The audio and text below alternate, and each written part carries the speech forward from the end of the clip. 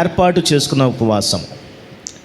ఇశ్రాయేల్ ప్రజలట దేవుడు ఏ ఉద్దేశం కొరకు ఉపవాసాన్ని ఇశ్రాయేల్ ప్రజల కొరకు ఏర్పాటు ఆ ఉద్దేశాన్ని మర్చిపోయారు. వాళ్ళు అనుకున్నారు ఇది నా కోసం అనుకున్నారు, కానీ దేవునికి ఇష్టమైన ఉపవాసంలో నాది అనేటువంటిది ఏది కూడా లేదు. మనం చూసాం దేవునికి ఇష్టమైన ఉపవాసంలో మొట్టమొదట సమాధానము కలిగిన ఉపవాసం, అందరితో మంచిగా ప్రేమగా సమాధానం కలిగి చేసేటువంటి ఉపవాసం దేవునికి ఇష్టమైన ఉపవాసం. రెండవది ఏమనుకున్నాము? ఆత్మల రక్షణ కొరకు చేసే ఉపవాసము దేవునికి ఇష్టమైన, దేవుడు ఏర్పాటు చేసుకున్న ఉపవాసం. మూడవది ఏంటి చెప్పండి? లేని వారికి, ఆహారం లేని వారికి, వస్త్రం లేని వారికి, లేకపోతే ఏదైనా వారికి లేదు అని మనం అనుకున్నామంటే వారికి ఇచ్చే సమయము మన ఉపవాసం ఉండే సమయం. దేవునికి స్తోత్రం, హల్లెలూయా. ఈ మూడు కూడా దేవుడు ఈ ఉద్దేశపూర్వకంగా ఉపవాసాన్ని స్థిరపరిచారు. ఆ తరువాత ఈలాగు చేసిన ఎడల అని అనేకమైన ఆశీర్వాదాలు దాని వెంబడి వచ్చాయి. దేవునికి ఇష్టమైన ఉపవాసం ఉంటే ఆశీర్వాదాలు మనకు వస్తాయి. ఆశీర్వాదాల కోసం ఉపవాసం ఉండొద్దు. ఏమండి? ఆశీర్వాదాల కోసం ఉపవాసం ఉండొద్దు. దేవునికి ఇష్టమైన ఉపవాసాలు ఉంటే మనం అడగకుండానే ఆశీర్వాదాలు మన వెంబడి వస్తాయి. రెండవదిగా మనం మాట్లాడుకున్న ఉదయం అన్నాను నేను, ముందు ఉపవాసం గురించి చెప్తాను, తర్వాత ఉజ్జీవం గురించి చెప్తాను అని మాట్లాడుకున్నాం. సో నేను చెప్పబోయేటువంటి ప్రసంగ విషయం మీకు అర్థమైంది. సో ఈ 2 రోజులు లేకపోతే ఈ 3 దినాలు మీరు దేని కొరకు ఉపవాసం ఉంటున్నారు, లేకపోతే దేని కొరకు కూడుకుంటున్నారు? ఉపవాస ఉజ్జీవ కూడికలు. ఈ ఉపవాస ఉజ్జీవ కూడికలు దేవునికి ఇష్టమైన ఉపవాసాలుగా ఉండాలి. దేవుడు ఉద్దేశించిన ఉజ్జీవం మనలో రావాలి. సాధారణంగా ఉజ్జీవం అనేటువంటిది దేనికి పరిమితం అయిపోతుందంటే ఆరాధనకు మాత్రమే పరిమితం అయిపోతుంది. ఉజ్జీవము, ఆనందము, సంతోషము దేనికి పరిమితం అయిపోతుంది? ఆరాధనకు మాత్రమే, లేదా పాటలకు మాత్రమే. నేను ఎందుకు ఆరాధన కాదంటున్నానంటే పాటలు, ఆరాధన, వాక్యము, కానుకలు, సాక్ష్యాలు, దేవుని కొరకు మనం ఏది చేసినా అది ఆరాధన. దేవునికి స్తోత్రం. సో ఆరాధనలో ఒక భాగం ఏంటంటే పాటలు పాడడం. కానీ మన ఉజ్జీవం దేంతో ఆగిపోతుంది? పాటలతో ఆగిపోతుంది. కానీ దేవుడు అంటున్నాడు ఈ ఉజ్జీవం ఎక్కడ ఉండాలంట? మన జీవితం అంతటిలో ఉండాలి. ఉజ్జీవం ఎక్కడ ఉండాలండి? మన జీవితం అంతటిలో ఉండాలి. మరి ఇప్పుడు ఏం చేయమంటారు పాస్టర్ గారు? ఇంకా అన్ని టైమ్స్లో మేము పాటలు పాడుకుంటూ చప్పట్లు కొట్టాలా అంటారు. ఎందుకంటే చాలామంది ఉజ్జీవం అంటే ఇదే. అసలు ఉజ్జీవం అనేటువంటి పదానికి అర్థం ఏం చెప్పండి? ఉజ్జీవం అనే పదానికి అర్థం చూడండి. పదాలు పట్టుకుంటే దాని నిజమైన అర్థాలు మనకు తెలుస్తాయి. ఉజ్జీవం అనేటువంటి పదానికి అర్థం ఏంటంటే మరలా జీవించడం. ఏం చేయడం? మరలా జీవించడం, మరలా బ్రతకడం, ప్రాణముతో ఉండడం, చలనము కలిగి ఉండడం. ఉజ్జీవం అంటే ఏంటంటే మరలా బ్రతకడం. దేవునికి స్తోత్రం. అంటే ఉజ్జీవం అంటే ఇలాంటి కూడికల్లో జరగాల్సిందంటే పునఃసమర్పణ జరగాలి. ఏం జరగాలి? మనందరం దేవునికి మనల్ని మనం సమర్పించుకున్నాం, అవునా కాదా? ఏం తప్ప ఊరికే అంటున్నాను, ఏమనుకోవద్దు. మనం అందరం కూడా మన జీవితాల్ని దేవునికి సమర్పించుకున్నాం. కానీ ఉపవాస దినాల్లో ఇలాంటి సందర్భాల్లో మనం చేయాల్సింది ఏంటంటే మన సమర్పణను నూతనపరుచుకోవాలి. దేవునికి మనం ఇచ్చిన మాటను నూతనపరుచుకోవాలి. దేవుని దగ్గర మనం చేసిన ప్రమాణమును నూతనపరుచుకోవాలి. చూడండి, బాప్తిజం తీసుకున్నప్పుడు మనం ఏమంటాం? ఇది మొదలుకొని నా మరణం వరకు నేను దేవుని కొరకు నమ్మకంగా ఉంటాను, దేవుని ఎదుగుతాను, దేవుడు నాకు ఇచ్చినటువంటి ప్రతి విషయాన్ని నేను పాటిస్తాను అనేటువంటి ఆలోచన లేదా అనేటువంటి ప్రమాణం మనం చేస్తాము. ఉపవాస దినాల్లో మనం చేసింది ఏంటంటే దాన్ని మరలా జ్ఞాపకం చేసుకోవాలి, నూతన పరుచుకోవాలి. సో ఉజ్జీవం అంటే ఏంటంటే మన జీవితాన్ని మరలా దేవుని కొరకు సమర్పించుకోవడం, లేదా నీరసించిపోయినటువంటి మన జీవితంలోనికి మరలా జీవాన్ని తెచ్చుకోవడం. అది ఉజ్జీవం. దేవునికి స్తోత్రం, హల్లెలూయా. ఉజ్జీవం అంటే చప్పట్లు కొట్టి పాటలు పాడి దేవుని ఆరాధించడం అది ఒక భాగం అంతే. కానీ సంపూర్ణమైన ఉజ్జీవము మన జీవితం అంతటిలో ఉండాలి. చాలామంది ఉద్యమం సంఘంలోనే ఉంటుంది, సంఘం బయటికి వెళ్ళాక ఉద్యమం లేదు. నిజమైన ఉద్యమం ఏంటంటే మన జీవితంలో జరిగేటువంటి ప్రతి విషయాల్లో అది కనిపించాలి. దేవునికి స్తోత్రం. చూడండి, ఎవరైనా హార్ట్ అటాక్ వచ్చినప్పుడు ప్రాణం ఉంటుంది కానీ జీవంలో ఉండరు. లేకపోతే ఏమైనా యాక్సిడెంట్ అయినప్పుడు ప్రాణం ఉంటుంది కానీ ఏ స్థితిలో ఉండరు, చూసే స్థితిలో ఉండరు. అలాంటి వారిని హాస్పిటల్ తీసుకెళ్ళిన తర్వాత వాళ్ళని ఏం చేస్తారంటే రివైవ్ చేస్తారు. ఏం చేస్తారు? దానికి వర్డ్ని, ఆ పదం ఏమంటారు? రివైవ్. ఉజ్జీవం అనేటువంటి పదానికి ఎక్కువగా ఇంగ్లీష్లో వాడబడేటువంటి పదం రివైవల్. రివైవ్ అంటే ఏంటంటే చలనం లేని వానికి షాక్ ఇచ్చి ఏం చేస్తారు? చలనాన్ని పుట్టిస్తారు. మరలా జీవితాన్ని లేదా జీవాన్ని వారిలోనికి పంపించడానికి, ఉన్నటువంటి శరీరాన్ని చలనంలోనికి తీసుకురావడానికి ప్రయత్నం చేస్తారు. సో ఉజ్జీవం ఏంటంటే ఎవరికి కావాలి ఉజ్జీవం చెప్పండి? మరి పాస్టర్ గారు ఎందుకు పెట్టారో తెలియదు కానీ ఉజ్జీవంగా లేదేమో సంఘం అనుకున్నారు పాస్టర్ గారు. ఎలా ఉన్నారంటే అలాగా పడిపోయి ఉన్నారు, చలనం లేదు. చూడండి, పాస్టర్ గారు చప్పట్లు కొట్టండి అమ్మ అంటేనే చప్పట్లు కొడతాం మనం, చేతులు ఎత్తండి అమ్మ అంటేనే చేతులు ఎత్తాం మనం, పాటలు పాడండి అమ్మ అంటేనే పాటలు పాడతాం. అంటే ఏంటి, మనం ఎలా ఉన్నాం? ఉజ్జీవంగా లేము, నిర్జీవంగా ఉన్నాం. ఎలా ఉన్నామండి? ఉజ్జీవంగా లేము. అందుకని అనుకున్నారు పాస్టర్ గారు, లేదు మా సంఘం ఎలా ఉంది? నిర్జీవంగా ఉంది. మా సంఘానికి ఏం కావాలి? ఉజ్జీవం కావాలి. అందుకనే ఉపవాస దినాలు. సో రివైవల్ అంటే ఉజ్జీవం అంటే ఏంటంటే మరలా జీవము పోసుకోవడం, మరలా జీవములోనికి రావడం, చలనములోనికి రావడం. బైబిల్లో సాధారణంగా ఉజ్జీవం అనేటువంటి పదం తెలుగులో మనకి కనబడదు కానీ చాలాసార్లు దానికి సంబంధించినటువంటి పర్యాయ పదాలు మనకి బైబిల్లో కనబడతాయి. వాటిని ఉద్దేశించి వాటిని ఆధారం చేసుకొని నిజమైన ఉజ్జీవం అంటే ఏంటో మనము చూడడానికి ఆలోచన చేద్దాం. మనలో చాలామంది పొరపాటుగా ఆలోచించేటువంటి పదాల్లో ఒక పదం ఉజ్జీవం. ఉజ్జీవంగా ఏం కావాలి? కానీ ఏంటి ఆ ఉజ్జీవం? ఎందులో కావాలి ఉజ్జీవం? అసలు ఉజ్జీవం అంటే ఏంటి? దేవుడు ఉద్దేశిస్తున్నటువంటి ఉజ్జీవం ఏంటో మనము ఈరోజు కొన్ని దేవునిలో వాక్యంలో ఉన్నటువంటి విషయాలను చూసి ఆ ఉజ్జీవం మనకు రావాలి, మనం కూడా కావాలనేటువంటి ఆలోచన మనం కలిగి ఉందాం.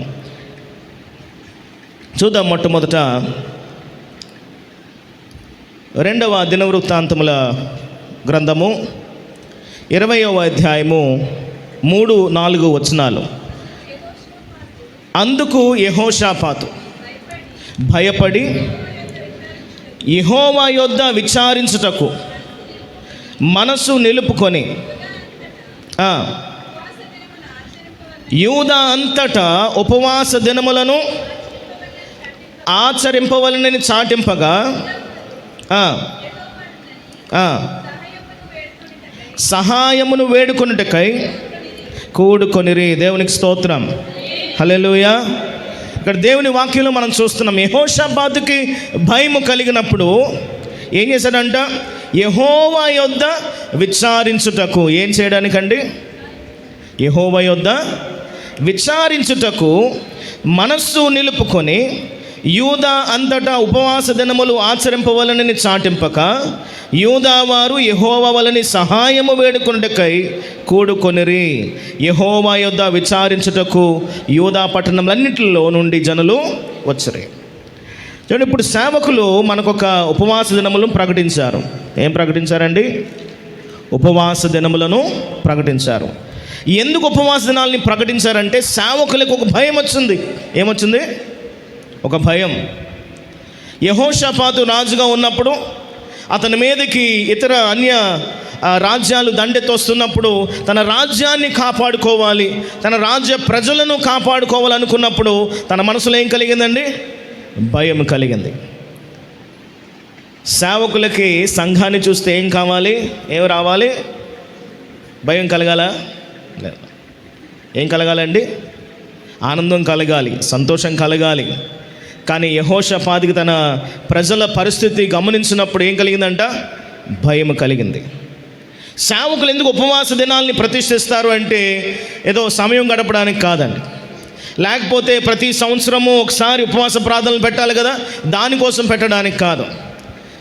సంఘం మీదకి వస్తున్నటువంటి అనేకమైనటువంటి శత్రు ఆ వ్యూహాలు ఏవి కూడా ఫలించకూడదని, సంఘంలో ఉన్నటువంటి సభ్యులందరూ విశ్వాసులందరూ కూడా దేవుని చేత బలపరచబడాలని, దేవుని కాపుదల వారి మీదలో ఉండాలని, సాతాను ఏ రకంగా వారిని బలహీనపరచకూడదని ఆత్మీయమైనటువంటి జాగ్రత్త కలిగి సేవకులు ఏం చేస్తారట, ఉపవాస దినములను ప్రతిష్ఠిస్తారు. కానీ చాలా విచారకరమైనటువంటి విషయం ఏంటంటే, సేవకులు ఉపవాస దినములను ప్రతిష్ఠించినప్పుడు విశ్వాసులు ఎవరు కూడా ఉత్సాహంగా ఉపవాస దినాల్లో నిలబడడం లేదు, బతిమాల్చుకోవాల్సి వస్తుంది. ఏం చేయాల్సి వస్తుందండి, బతిమాలుకోవాలి. ఏమా ఉదయం రాలేదు, పనిలోకి వెళ్ళానండి. ఏమో ఉదయం రాలేదు, వర్షం వచ్చిందని మాట్లాడతారు కొంతమంది. డ్వాక్రా మీటింగ్లు జరిగిన, లోన్లు ఇస్తారని తెలిసిన, వర్షం రా, తుఫాన్ రాని, ఎండ రాని, నమ్మకి జబ్బు రాని, దూరం అవ్వని, అన్నింటిని వదిలేసి వెళ్ళిపోతాం. ఎందుకంటే డబ్బులు వస్తున్నాయి. దేవుని దగ్గరికి వస్తాయా రావా? అయ్యయ్యో, నేను అన్నాను, మీరు డ్వాక్రాలో మీకు చేతిలోకి వచ్చే డబ్బులు కూడా దేవుని వల్ల వస్తున్నాయండి, అది మర్చిపోద్దు. మీ చేతిలోకి వచ్చేటువంటి ప్రతి రూపాయి కూడా దేవుని వల్లనే. కానీ వాటికి ఇచ్చినటువంటి గౌరవము, వాటికి ఇచ్చినటువంటి జాగ్రత్త దేవుని సన్నిధికి మనము ఇవ్వడం లేదు. చూడండి, ఇక్కడ అంటున్నాడు, ఎప్పుడైతే యెహోషాపాతు అలా చేశాడో యూదావారు, ఎవరంట, యూదావారందరూ కూడా ఏం చేశారండి, యెహోవా వలన సహాయము వేడుకొంటకై కూడి వచ్చిరి. పట్టణంలో అన్నింటిలో ఉండి జనములు వచ్చిరి. కానీ మనం రావాలంటే అమ్మో చాలా కష్టం. ఈ చర్చికి వెళ్ళడం పెద్ద గొప్ప అనుకుంటారు చాలామంది. నేను చర్చికి వెళ్తే నన్ను అందరూ చూడాలి, నన్ను అందరూ పట్టించుకోవాలి, పాస్టర్ గారు నాకు ప్రార్థన ఇవ్వాలి, నా పేరు చెప్పాలి, లేకపోతే ఎక్కడికి వెళ్ళం మనం. ఎందుకు చాలా చోట్లకి వెళ్తామంటే మన పేరు అందరూ చెప్తారని, మనల్ని గుర్తిస్తారని. కానీ మనము సంఘాన్ని గుర్తించాలి. సంఘంలో ఉండడం, సహవాసంలో ఉండడం అది మనకి భాగ్యమని మనం గుర్తించాలి. దేవునికి స్తోత్రం. మనం ఉదయం చదువుకున్నటువంటి అధ్యాయ భాగంలో ఆఖరి భాగాన్ని మీరు చూస్తే, దేవుని విశ్రాంతి దినమును, ఆరాధన సమయమును దాన్ని ఎలా ఎంచాలంటండి, పరిశుద్ధమైనదిగా, ఘనమైనదిగా ఎంచి, మన ఇష్టమైన మాటలు మానేసుకొని, మనకిష్టమైన పనులు మానేసుకొని, మనకిష్టమైనటువంటి కబుర్లు మానేసుకొని ఆ రోజు దేవుని సన్నిధికి వెళ్ళి దేవుని సన్నిధిలో మనము దేవుని ఆరాధన చేస్తేనంట, యాకోబుకు ఇచ్చినటువంటి ఆశీర్వాదాలకు మీరు కూడా పాత్రులవుతారు. ఉన్నతమైన స్థానాల్లో దేవుడు మిమ్మల్ని నిలబెడతాడు. ఏం చేస్తే, సహవాసాన్ని వదిలేస్తే కాదు, సంఘాన్ని వదిలేస్తే కాదు, అన్నిటికంటే అదే మనోహరమైనదని, అన్నిటికంటే అదే ఘనమైనదని ఎంచి మనకిష్టమైన పనులన్నీ పక్కన పెట్టేసి దేవుని సన్నిధికి వస్తే అప్పుడు ఆశీర్వాదాలు. కానీ మనకు అయ్యొద్దు, దేవుడు మనకు ఆశీర్వాదాలు ఇచ్చేయాలి. దేవుడు అన్యాయస్తుడు కాదు, ఆయన మనం మోసం చేయలేము. ఆయన చెప్పినటువంటి పనులు చేస్తేనే, ఆయన వాక్యానికి లోబడితేనే, మనం అడగకుండానే ఆయన ఆశీర్వాదాలు మనకి ఉంటాయి. దేవునికి స్తోత్రం, హల్లెలూయా. చూడండి, ఇక్కడ ఒక మాట మనం చూస్తున్నాం, ఆ మాటని మనము గమనిద్దాం. చూడండి, అందుకు యెహోషాపాతు భయపడి యెహోవా యొద్ద విచారణ చేయుటకు మనస్సు నిలుపుకొని, ఏం చేశాడంటండి, మనస్సు నిలుపుకొని యూదా అంతటా ఉపవాస దినములను ఆచరింపవాలని చాటింపు వేశాడు. ఏం చేశాడంటండి, మనస్సు నిలుపుకోవడం. ఉజ్జీవము అంటే ఏంటంటే దేవునిపై మనస్సు నిలపడం. ఎందుకని, మన జీవానికి కారణం ఆయనే కాబట్టి, మన ప్రాణానికి కారణం ఆయనే కాబట్టి, మన బలానికి కారణం ఆయనే కాబట్టి, ఆయనే మన ఆధారము కాబట్టి, ఆయనే మన కోట కాబట్టి, ఆయనే మన కేడము కాబట్టి, ఆయనే మన దుర్గము కాబట్టి, మనం ఏం చేయాలి, ఆయన మీద ఏం నిలుపుకోవాలి, మనస్సు నిలుపుకోవాలి. అది ఉజ్జీవానికి ముఖ్యమైనటువంటి మెట్టు. ఉద్యోగం అంటే మన జీవితం మారడానికి ముఖ్యమైనటువంటి మెట్టు, మనలోనికి జీవం మరలా రావడానికి ముఖ్యమైన మెట్టు, మనలో పునర్జీవము రావడానికి ముఖ్యమైన మెట్టు ఏంటంటే ఆయన మీద మనస్సు నిలపాలి. అంటే అర్థం ఏంటి చెప్పండి? ఇప్పటి వరకు వారు దేవునిపై మనస్సు నిలపలేదు. రెండవది అంటాడు, ఆయన దగ్గరకు విచారణ చేయడానికి వచ్చారు. ఉపవాసము అంటే ఏంటంట? ఏం చేయాలి? ఆయన దగ్గర విచారణ చేయాలి. విచారణ చేయడం అంటే ఏం చెప్పండి? విచారణ చేయడం అంటే ఆయన దగ్గర నా సమస్యకి ఏం సమాధానం దొరుకుతుందా అని ఎదురు చూడడం. ఏం చేయాలి? ఎదురు చూడాలి. మీరు ప్రార్థనకు వచ్చేటప్పుడు మీరు ప్రార్థన చేసుకోవాలి. అయ్యా, ఇది నా పరిస్థితి, నీ వాక్యంతో నాతో మాట్లాడు, నేనున్న పరిస్థితిలో నీ వాక్యంతో నన్ను బలపరచు, నువ్వు మాట్లాడితే నాకు మేలు, నువ్వు మాట్లాడితే నాకు జీవం అని మనం విచారణ చేయాలి దేవుని సన్నిధిలో. మనం ఉజ్జీవింపబడాలంటే మనం ఏం చేయాలంట? దేవుని సన్నిధిలో విచారణ చేసే మనసు మనం కలిగి ఉండాలి. ఏం కలిగి ఉండాలండి? మనకు ఉజ్జీవం రావాలంటే దేవుని సన్నిధిలో విచారణ చేసే మనసు మనకు కావాలి. ఇశ్రాయేల్ ప్రజలు ఎందుకు దేవునికి మరలా ఎందుకు బాధ కలిగించారు అని అంటే, వారు దేవుని దగ్గర విచారణ చేయడం మానేసి అన్యుల దగ్గర విచారణ చేయడం ప్రారంభించారు కదా. సౌలు చేసినటువంటి చాలా పెద్ద తప్పు ఏంటంటే, ఎవరి దగ్గరికి వెళ్ళాడు విచారణ చేయడానికి? మంత్రసాని దగ్గరికి వెళ్ళాడు. ఎవరి దగ్గరికి వెళ్ళాలి విచారణ చేయడానికి? దేవుని దగ్గరికి వెళ్ళాలి. సౌలు కూడా బలులు అర్పించాడండి. సౌలు కూడా యాజకత్వ పని లాంటివి చేశాడు. అలాంటప్పుడు సౌలే అడగాలి కదా దేవుని, ప్రభువా ఇదిగో నేను తప్పు చేశాను, నిజమే, నేను నుంచి దూరం అయిపోయాను, నన్ను క్షమించు అని దేవుని దగ్గరికి అడగాలి. కానీ సౌలు ఏం చేశాడంటే ఎవరి దగ్గరికి వెళ్ళాడు? ఒక మంత్రసాని దగ్గరికి వెళ్ళాడు. చాలామంది క్రైస్తవులమైన మనం కూడా మనకి బాధ కలిగినప్పుడు, శ్రమ కలిగినప్పుడు, ఇబ్బంది కలిగినప్పుడు ఎవరి దగ్గరికి వెళ్తున్నాం విచారణ చేయడానికి? ఎవరి పాదాల దగ్గరికి వెళ్తున్నాం విచారణ చేయడానికి? మొట్టమొదట మన మనసులో రావాల్సింది ఏంటంటే దేవుడు గుర్తుకు రావాలి. దేవునికి స్తోత్రం, హల్లెలూయా. ఏం చేయాలండి? ఎవరి దగ్గర విచారణ చేయాలి? దేవుని దగ్గర మనము విచారణ చేయాలి. ఆయన సన్నిధిలోనే మనం అడగాలి. అది దేవునికి ఇష్టమైనటువంటి జీవితం.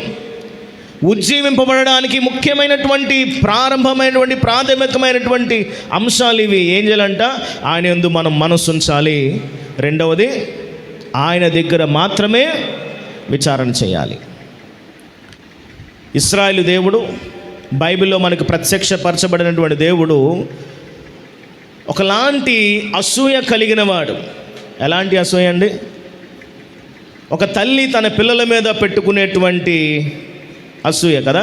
వీడు నా మాటే వినాలి, నా దగ్గరికే రావాలి. అందుకనే పెళ్ళి అయిన తర్వాత కూడా కష్టాలు కొంతమందికి. ఏంటని? మా కొడుకు పెళ్ళి అయిపోయింది అయినా సరే నా మాటే వినాలి, అంతే కదా.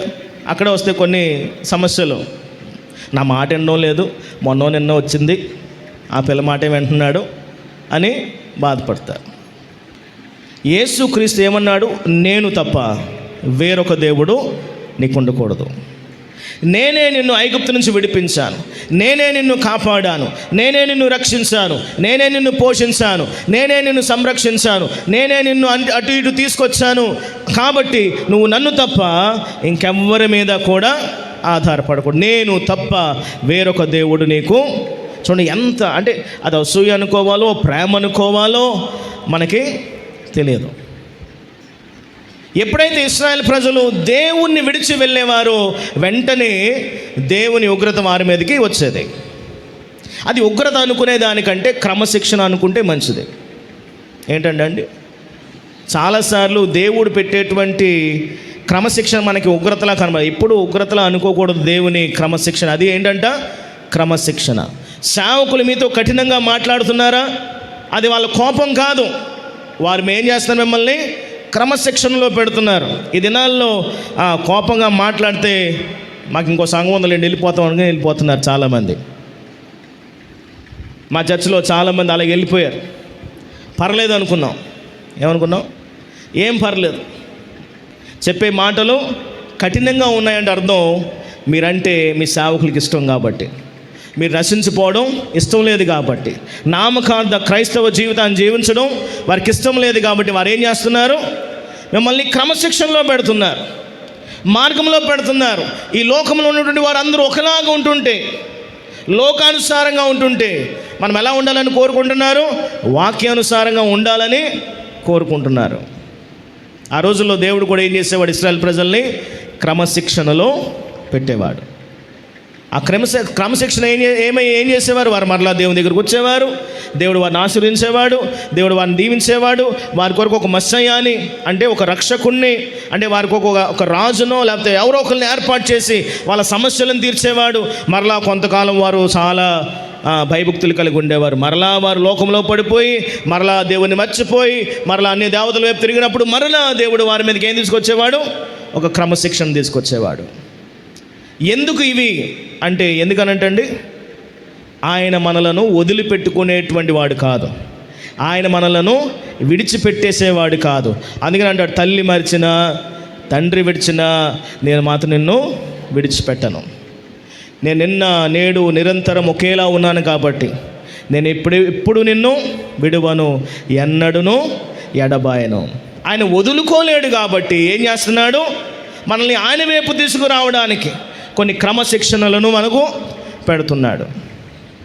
సో ఉజ్జీవింపబడడానికి ముఖ్యమైనటువంటి విషయాలు ఏంటంటే, మొట్టమొదటిది మన మనస్సు ఆయన యందు నిలపాలి. యెహోషాపాతుకు భయం కలిగినప్పుడు ఏం చేశాడండి? భయపడ్డాడు. భయంతో ఆగిపోయాడా? లేదు. మనం భయంతో ఆగిపోతాం. ఏం చేస్తాం? భయపడి వెంటనే చూసేస్తాం చుట్టూరు, ఎవరి దగ్గరికి వెళ్ళాలి అనే ఆలోచనలు వచ్చేస్తూ ఉంటాయి. కానీ యెహోషాపాతు భయం కలిగినప్పుడు ఆయనకు తెలుసు ఒకటే, ఏంటది? నేను వీళ్ళ దగ్గరికి వెళ్ళొద్దు, నేను ఎక్కడికి వెళ్ళాలి? దేవుని దగ్గరికి వెళ్ళాలి. దేవునికి స్తోత్రం, హల్లెలూయా. మనం కూడా మనకి భయం కలిగినప్పుడు, ఈ లోకంలో అనవసరమైనటువంటి గలిబిలి వచ్చినప్పుడు, అయోమయ స్థితిలో ఉన్నప్పుడు మనం ఎవరి దగ్గర రావాలండి? దేవుని దగ్గరికి రావాలి. దేవుని కంటే మనకి సహాయం చేసేవారు ఎవ్వరు కూడా లేరు. రాజకీయ నాయకులు ఉండొచ్చు, లేకపోతే మన బంధువులు ఉండొచ్చు, మన ఇరుగు పొరుగు ఉండొచ్చు, మన స్నేహితులు ఉండొచ్చు, కానీ వాళ్ళందరికీ పరిమితులు ఉన్నాయా లేదా? కానీ మన దేవునికి పరిమితులు లేవు. ఒకసారి అంట ఒక చాలా పేద కుటుంబంలో పుట్టినటువంటి ఒక యవనస్తుడు, ఒక పిల్లోడు 10th క్లాస్ వరకు చదువుకున్నాడంట, బాగా చదువుకున్నాడంట. చదువుకొని మంచి మార్కులు తెచ్చుకున్నాడు. అతను అన్నాడంట, నాన్నగారు నేను బాగా చదువుతున్నాను, నేను ఇలా చదువుకుంటూ వెళ్తే మంచిగా నేను ఉద్యోగం చేసుకోవచ్చు, నేను కనీసం ఇంటర్ చదువుతాను, ఇంటర్ అయినా ఐటీఐ అయినా పాలిటెక్నిక్ అయినా చదువుతాను, దాని ద్వారా నాకు ఉద్యోగాలు వస్తాయి అన్నాడంట. సరేనా, అయినా నేను చదివించాను, ఇంకా కష్టపడతాను, నేను యవ్వన కాలంలో ఉన్నాను కాబట్టి, బలం ఉంది కాబట్టి కష్టపడతాను, నువ్వు చదువుకో అని చెప్పి ఏమన్నాడంట? ఇంటర్లో జాయిన్ చేశాడంట. తను ఎంపీసీ తీసుకున్నాడంట, ఇంజనీర్ అవ్వాలని ఆశ అంట. మంచి కాలేజీలో జాయిన్ చేశాడంట, అయినటువంటి డబ్బు అంతా పెట్టాడంట. ఆ తర్వాత ఇంటర్లో కూడా చాలా బాగా చదువుకొని చాలా మంచి మార్కులు తెచ్చుకున్నాడట. ఆ తర్వాత అన్నాడంట, నాన్న నాకు చాలా మంచి మార్కులు వచ్చినాయి, నేను బాగా చదువుతున్నాను, నాకు ఇంజనీర్ అవ్వడానికి మంచి అవకాశం ఉంది కాబట్టి నేను ఇంజనీరింగ్ చదువుతాను అన్నాడట. సరే నాయనా, నేను కష్టపడతాను, నీకు కావాల్సినవన్నీ కూడా నేను సమకూరుస్తాను, నువ్వు ప్రయత్నాలు చేయన్నాడంట. ప్రయత్నాలు చేశాడంట, డబ్బులు కట్టాడంట. ఇంజనీరింగ్ చదువుకున్నాడంట. ఇంజనీరింగ్ చదువుకున్న తర్వాత అన్నాడంట, నాన్నగారు నేను తీసుకున్నటువంటి సబ్జెక్ట్లో నేను పలానా ట్రైనింగ్ అవ్వాలి, లేకపోతే పలానా కోర్సు కానీ ఎంటెక్ కానీ చేస్తే నాకు మంచి భవిష్యత్తు ఉంటుంది, ఉన్నతమైనటువంటి ఉద్యోగాలు వస్తాయి అంటే ఆయన అన్నాడంట,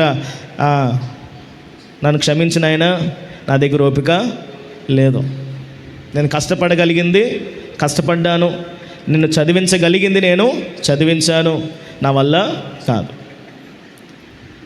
అందరూ కూడా పరిమితులు కలిగిన వారే, తండ్రైనా తల్లైనా స్నేహితులైనా బంధువులైనా కొంతవరకు మాత్రమే మనకి సహాయం చేయగలరు. ఆంక్షలు లేకుండా, సరిహద్దులు లేకుండా, మనకు సహాయపడగలిగే వారు ఎవరైనా ఉన్నారంటే అది మన ప్రభువైనటువంటి యేసుక్రీస్తు మాత్రమే. దేవునికి స్తోత్రం, హల్లెలూయా. కాబట్టి మన అనవసరంగా వాళ్ళ దగ్గరికి, వీళ్ళ దగ్గరికి, ఆయన దగ్గరికి, ఈయన దగ్గరికి, ఆమె దగ్గరికి, ఈమె దగ్గరికి పరిగెట్టే కంటే ఎక్కడికి వెళ్ళాలంట? దేవుని దగ్గర రావాలి. మన మనస్సు ఆయన మీద నిలపాలి. ఆయన యొద్ద మనము విచారణ చేయాలి. అది ఉజ్జీవింపబడ్డానికి ప్రాథమికమైనటువంటి లక్షణం.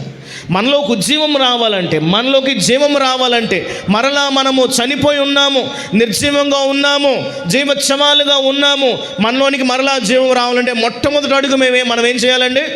మనం దేవుని దగ్గరికి రావాలి. దేవునికి స్తోత్రం, హల్లెలూయా, హల్లెలూయా. రెండవది మనం చూద్దాం మన బైబిల్ గ్రంథాలను.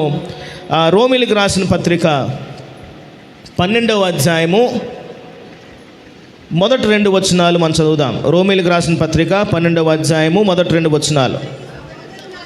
కాబట్టి సహోదరులారా,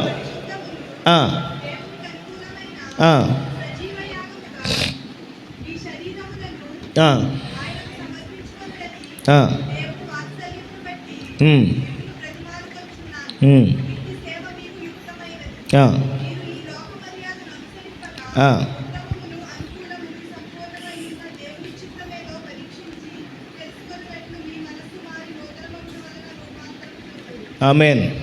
ఇక్కడ ఒక మాట ఉంది, మీ మనస్సు మారి నూతన మగుట వలన. ఏంటండి? మీ మనస్సు మారి నూతన మగుట వలన. ఈ పదానికి అర్థం ఏంటంటే నూతన పరచబడ్డము, ఉజ్జీవింపబడ్డము, పునర్జన్మించడము. సో ఇక్కడ ఏమంటున్నాడు? మీ మనస్సు మారి నూతన పడుట వలన, నూతన మగుట వలన రూపాంతరము పొందుడి అంటున్నాడు. అంటే ఉజ్జీవము రావాలంటే మనం చదువుకున్నటువంటి ఈ 2 వచనాలు చాలా ముఖ్యమైనవి. నిజమైన ఉజ్జీవము అంటే ఏంటంటే 3 విషయాల్లో మనం మాట్లాడుకుందాం. మొట్టమొదటిది, మన శరీరములను దేవునికి సంపూర్ణ పరిశుద్ధ యాగముగా సమర్పించాలి. అది నిజమైన ఉజ్జీవం. నిజమైన ఉజ్జీవం అంటే ఏంటండి? మన శరీరములను పరిశుద్ధమును దేవునికి అనుకూలమునైన సజీవ యాగముగా సమర్పించాలి.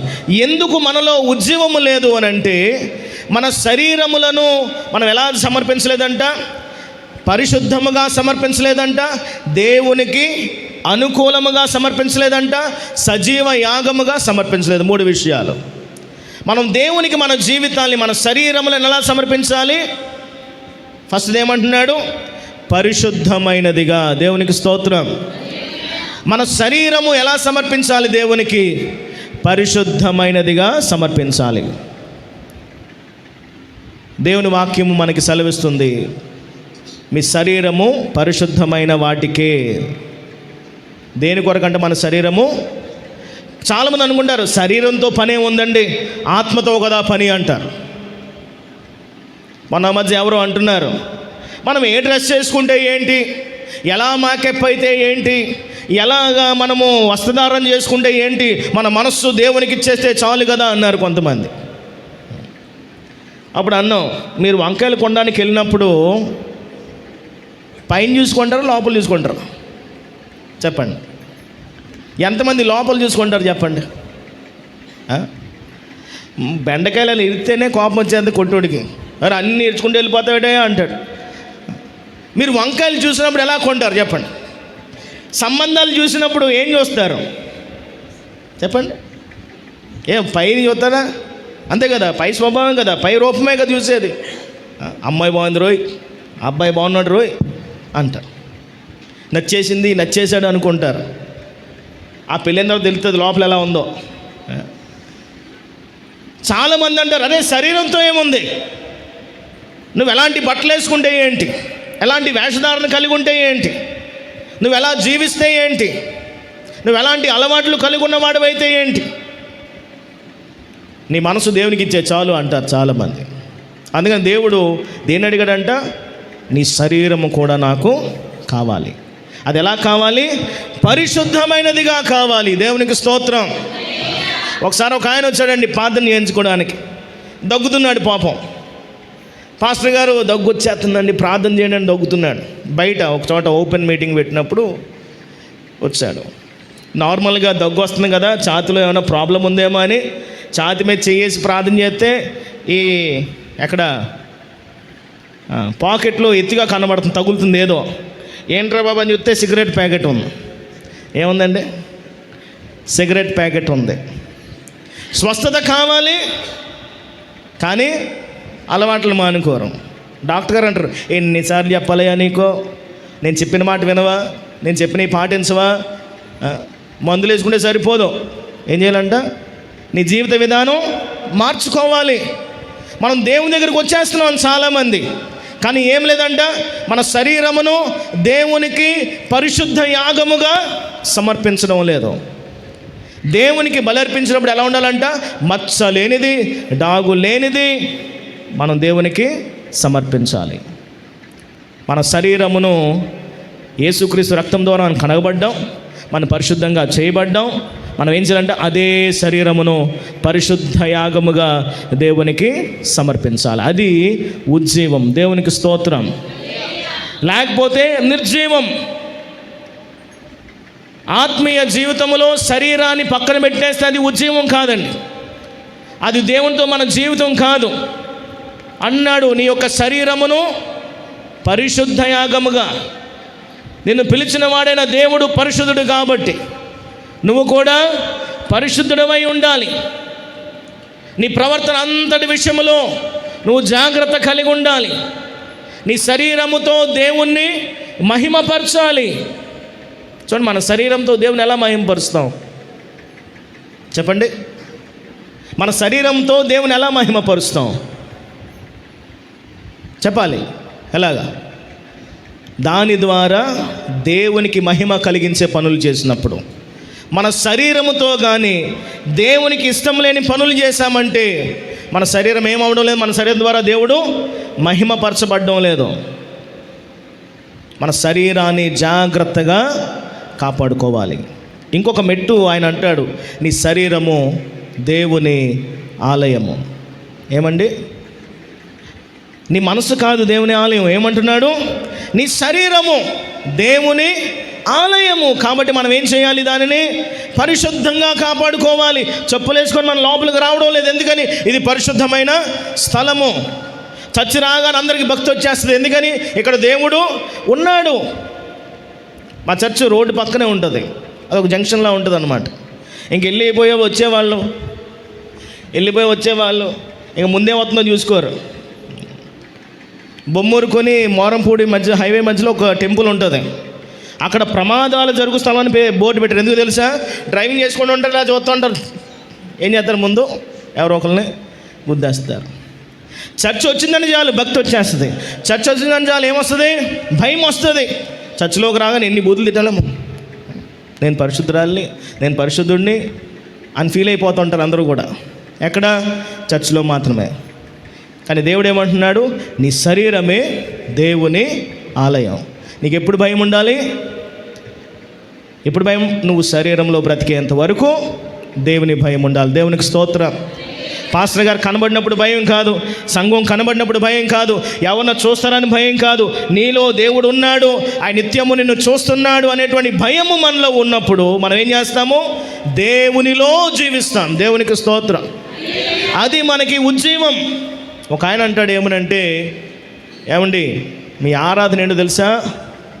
పాటలు కాదు ఆరాధన, మీ జీవితమే ఒక ఆరాధన. మీరు జీవించే విధానమే దేవునికి ఆరాధన. మీరు మాట్లాడే విధానమే దేవునికి ఆరాధన. మీరు ప్రవర్తించే విధానమే దేవునికి ఆరాధన. దాన్ని బట్టి దేవుడు మహిమపరచబడుతున్నాడు. దేవునికి స్తోత్రం. మన శరీరములు ఎలా సమర్పించాలంట? పరిశుద్ధముగా. రెండోది ఏమంటున్నాడు? దేవునికి అనుకూలముగా. ఎలా సమర్పించాలి? చూడండి, దేవునికి అనుకూలం అంటే ఏంటి? మన శరీరంలో ఎలా సమర్పించాలంట? ఒక అతను అన్నాడు, పాస్టర్ గారు ఈ చెయ్యి మాత్రం ముంచొద్దండి అన్నాడంట. ఏమన్నాడు? పాస్టర్ గారు నన్ను మొత్తం ముంచేయండి బాధ్యత, కానీ ఈ చెయ్యి మాత్రం ఒకరిని కొట్టాలి. ఏమనంటే ఈ చేత్తో ఒకరిని కొట్టాలన్నాడంట. కొంతమంది ఉపవాసాలు ఉంటారు. మొన్నే మాట్లాడుకున్నాం మా ఇంట్లో. మాకు తెలిసిన ఒక ఆవిడ, పెద్ద ఆవిడ, అమ్మమ్మ అవుతుంది, ఆవిడ ఫోన్ చేసి అందంట, అమ్మ నేను అనుకూలమైన ఉపవాసం ఉంటున్నాను అందంట. ఏం ఉపవాసం? అనుకూలమైన ఉపవాసం. అంటే ఏంటంటే చికెన్ మానేస్తున్నాను. ఏం మానేస్తున్నాను? చికెన్ మానేస్తాను, అన్నం తినేస్తాను, కూరలు తినేస్తాను, కానీ చికెన్ మాత్రం ముట్టుకోను 40 రోజులు.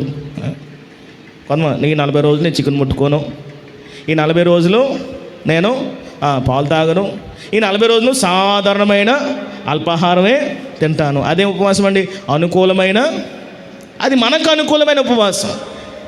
మనము కూడా దేవునికి మన శరీరమును ఎలా సమర్పిస్తున్నాం? మనకు అనుకూలంగా. ఎప్పుడు బాప్తిసం తీసుకుంటాం అంటే ఇంకో టైం ఉంది కదండి. ఎవరు అనుకూలం? అది నాకు అనుకూలం. మా చిన్నన్నయ్య వాళ్ళ మామయ్య గారు, ఆయన ఓఎన్జీసీలో పనిచేసేవారు. అన్నయ్యకి పెళ్ళైన దగ్గర నుంచి మేము అడుగుతూ ఉండేవాళ్ళం, అంకుల్ ఎప్పుడు వస్తారని చర్చికి? ఇంట్లో వాళ్ళు అందరూ వస్తారు, మీరు ఎప్పుడు వస్తారు చర్చికి అంటే, ఈ రిటైర్మెంట్ అయిపోతే వస్తానండి. ఎప్పుడు? రిటైర్మెంట్ అయిపోయిన తర్వాత. రిటైర్మెంట్ అవ్వకుండానే చనిపోయాడు ఆయన. అంటే అనుకున్నాడు నేను రిటైర్మెంట్ అయిపోతాను, రిటైర్మెంట్ అయిపోయిన తర్వాత చర్చికి కూడా వెళ్తాను అని అనుకున్నాడు. కానీ మనం అనుకున్నట్టు కాదు కదా. అది మన అనుకూలమైనటువంటి సమర్పణ జీవితం కాదు కావాల్సింది. దేవునికి అనుకూలమైన యాగముగా మనము సమర్పించాలి. కొంతమంది సమర్పించుకుంటారు, నగలను సమర్పించుకుంటారు. కొంతమంది ఎలా సమర్పించుకుంటారంటే, ఒక చెవులీలండి, ఇంకేం పెట్టుకోను, ఒక సన్న ఇంకేం పెట్టుకోను. ఆ సన్నదో పెద్దదో ఎందుకు? సమర్పించుకుంటే పూర్తిగా సమర్పించేసుకోవాలి. ఇది ఎవరికి అనుకూలమైంది? నాకు. ఏమీ లేకపోతే ఏదో మాటలంటారండి. అరే నీకు అనుకూలమైంది కాదు, దేవునికి అనుకూలమైన యాగముగా మన జీవితాల్ని సమర్పించాలి. మూడోది ఏమన్నాడు చూడండి, సజీవ యాగముగా. ఎలా అండి? సజీవ యాగముగా మన జీవితములను మనము దేవునికి, మన శరీరములను దేవునికి సమర్పించాలి. చాలామంది దినాలు, నేను దాన్ని అస్సలు తప్పట్ను, ఎంకరేజ్ చేస్తాను. ఏంటది? మన అవయవాల్ని డొనేట్ చేయడం. అది ఎప్పుడు చేయాలి? ఎప్పుడు చేస్తారు? చనిపోయిన తర్వాత. కొంతమంది అంటారు, మా నాన్న పేరు మీద, మా అమ్మ పేరు మీద, మా తాత పేరు మీద, మా ముత్తాత పేరు మీద అన్నదానాలు చేద్దాం, ఎవరికైనా వస్త్రాలు పెడదాం. ఏం అవసరం లేదు. చనిపోయిన తర్వాత చేసేవేవి కూడా వాల్యూ కాదు. బ్రతికున్నప్పుడే దేవుని కొరకు చేసేటువంటి కార్యాలు దేవుడు చూస్తాడు. దేవునికి స్తోత్రం. చనిపోయిన వారికి ఈ లోకానికి సంబంధం లేదంటాడు దేవుడు. సొలొమోను అంటాడు, చనిపోయిన వారు ప్రేమింపరు, కక్ష కట్టరు, వారికి లోకంలో ఎటువంటి పాలు పంపులు లేవు, వాళ్ళు చూడరు. కొంతమంది అంటారు, మా మా మా వాళ్ళు చూస్తున్నారండి పైనుంచి. ఎవరు చూస్తున్నారండి? ఎవరు చూస్తున్నారండి పైనుంచి? ఎక్కడో తిరుగుతున్నారండి. ఎక్కడండి? ఎవ్వరు లేరు. ఆయన అంటాడు, ఒకసారి ఒక జీవి చనిపోతే, ఒక ఆత్మ మరలా ఆయన రెండవ రాకడ వరకు ఏం చేయబడుతుందంటే ముద్ర వేయబడి ఉంటుంది, సీల్ చేయబడి ఉంటుంది, బయటికి వచ్చే అవకాశమే లేదు. అందుకని దేవుడు అంటాడు, చనిపోయిన తర్వాత నువ్వేం చేయలేవు, చనిపోయిన తర్వాత నువ్వేమి చేయలేవు. కొంతమంది చనిపోయిన వారి కోసం ప్రార్థన చేస్తారు. ఎవరి కోసం ప్రార్థన చేస్తారు? చనిపోయిన వారి స్థితి మార్చేంత స్తోమత మనకి లేదు. ఎవరి స్థితి అయినా మార్చాలంటే బ్రతికున్నప్పుడే. చాలామందికి అలవాటు అయిపోయింది, ఎవరైనా చనిపోతే RIP అని రాసేస్తారు. ఏం రాస్తారు? ఒక ఫోటో పెట్టేసి RIP అంటే రెస్ట్ ఇన్ పీస్. ఆయన పీస్లో ఉండాలా, ఉండకూడదని నిశ్చయించేది మనం కాదు. ఎవరిస్తారు శాంతి? ఆత్మకు శాంతి చేకూరాలని పెడతారు క్రైస్తవులు కూడా.